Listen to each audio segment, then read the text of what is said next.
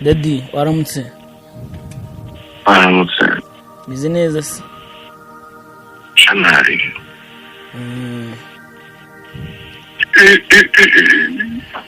Kari wallahi shabuye tubona umugabo mwana ndafite. Aya nibereye mu ruguto.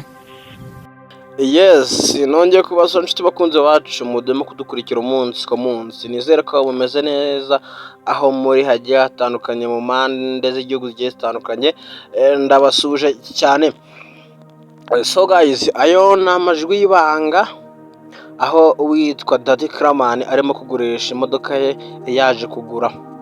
Icatunguye abantu benshi cyane nuko haje gusohoka amajwi y'ibanga uwitwa Mitsutsu wahoze ari umukozi we amukoresha hariya muri timu ye arimo kugura imodoka. So guys, abantu bakomeje kwibaza byinshi cyane, bakomeje kugaruka kuri iyi nkuru no kugisha abantu benshi cyane. Ese koko Kramani yaba ageze ku rwego rwo kugurisha imodoka umukozi wamukoreraga akamuhemba amafaranga? Ibyo ni ibintu abantu benshi bakomeje kwibaza hirya no hino hagiye hatandukanye. Abasitari bagiye batandukanye bakomeje kubibazaho cyane. Izi ni inkuru zikomeje kugarukaho n'ibitangazamakuru bigiye bitandukanye bivuga ko ibintu byakomeye cyane hariya kwa Kramani ruri gukinga babiri. Bamwe bati ese koko Kramani byanyabyo yaba yakinye, abandi bati Kramani nagatwikwa kugira ngo abe ahereza abantu show muri iyi minsi.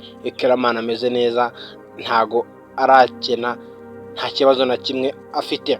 Ese tugiye komeza twumva amajwi y'ibanga koko umenye impamvu koko niba Kramani koko yaragurishije iyi modoka byanyabyo. Uwitwa Mitsutsu amuhamagara amubwira igihe azamuhera amafaranga ndetse mu byiciro azagenda amuhamo amafaranga y'iyi modoka. Ni ibintu ugiye komeza kumva muri iyi nkuru irimo gutroninga ku mbuga nkoranyambaga zitandukanye. Ngewe mugiye kubona muri kiganiro nitwa Pacifique nk'ibisanzwe. Ugeze guca no bwa mbere kanda kuri buto ya subscribe, ukore like, share ndetse na comment kugira ngo breaking news zajye zibona mu ba mbere, amakuru abagezwe ku mbuga nkoranyambaga zitandukanye uzajye uyamuna mu ba mbere.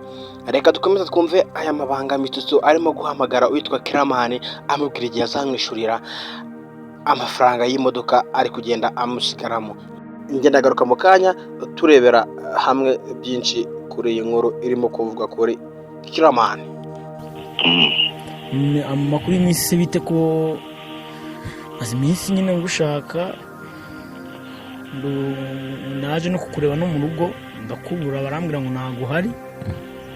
Masanga wamuniga kweditingira ambwira ko wahavuye to wagiye.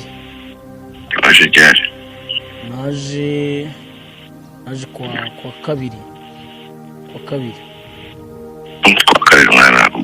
Kandi ndanaguhamagara ntabwo mfata. Niyo ngomba ndi busy nkavugana ndaza kuza kukuvugisha ugasanga nashyira amajoro nitira mu mashini y'gitinga ndyama nyine nkabyuka ari kidako nkongera kubyuka byinshi nyine. Daddy rero urumva kwa kubiri kumara iminsi nyine tutavugana tukanashakana tukaburana. Nashaka kubaza iby'akazi. Ejobundi mu cyumweru gishize ntago nakoze, n'iki ngiki kirangiye. Ejo ntago twahakoze. Ubwo nashaka kubaza na gahunda y'ejo ubwo ngubwo niba tuzakora. Uno munsi ntago hakoze, ahubwo n'ejo ntago uzakora.